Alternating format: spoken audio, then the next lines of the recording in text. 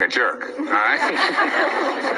And I probably crossed that line more times than I should be admitting here on television.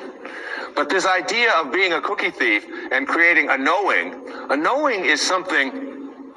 I did a benefit along with my wife a couple of years ago with a man on Maui whose name is Michael Knopf, who had been injured in an accident. He's a quadriplegic or paraplegic. And at that meeting, when it was over, there was a man who lived on another one of the islands who was known as a kahuna, a healer, an ancient healer from Polynesia.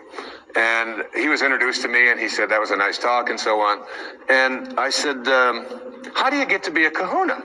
You know, do you take Kahuna 101? I mean, what courses do you take? How does this work out? And he said, no, he said, kahunas are raised to have no doubt.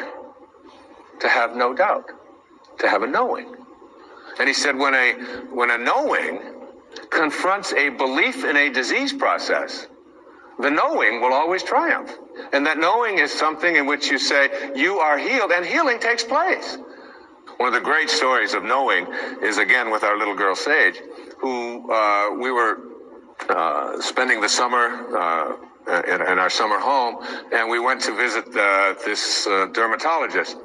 And Sage has had this thing called flatwarts for the last, since she was 2.5 years old. From 2.5 until 7, which is over 4 years, she had these flatwarts, and not only did she have them around her face, around her mouth, and around her nose, but they were getting worse. They were moving up, and they were getting up around her eyes and so on. And we noticed that they were getting progressively worse, even though all of the places that we had taken her had said, they will go away. She'll outgrow them. But it didn't seem to be